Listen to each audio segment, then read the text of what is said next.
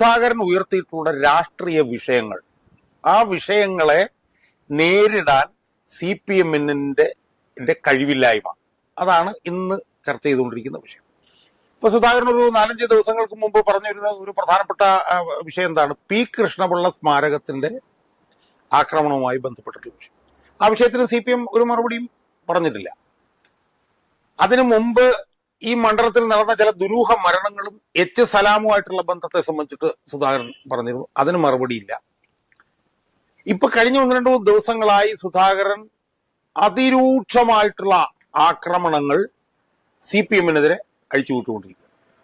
യഥാർത്ഥത്തിൽ അതിന്റെ കാരണമായിട്ട് എനിക്ക് തോന്നിയത് സുധാകരൻ വലിയ രീതിയിൽ പ്രകോപിപ്പിക്കപ്പെട്ടു. അതാണ്. അതിലൊന്നെന്ന് പറഞ്ഞാൽ പാർട്ടിയുടെ ഭരണഘടന തലതിരിച്ചാണ് സുധാകരൻ വായിക്കുന്നുള്ള ഈ വിജയരാഘവന്റെ പരാമർശം. സുധാകരൻ അവസരവാദിയാണെന്നും അവസരവാദത്തിന്റെ ചെളിക്കുണ്ടിലേക്ക് വീണിരിക്കുകയാണെന്നുള്ള പിണറായി വിജയന്റെ പരാമർശം.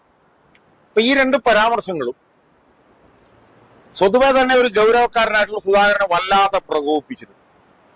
ആ പ്രകോപനത്തിൽ നിന്ന് സുധാകരൻ ഉന്നയിക്കുന്ന ചോദ്യങ്ങളുടെ മുന്നിൽ CPM വല്ലാതെ പതറുന്നതാണ് നമ്മൾ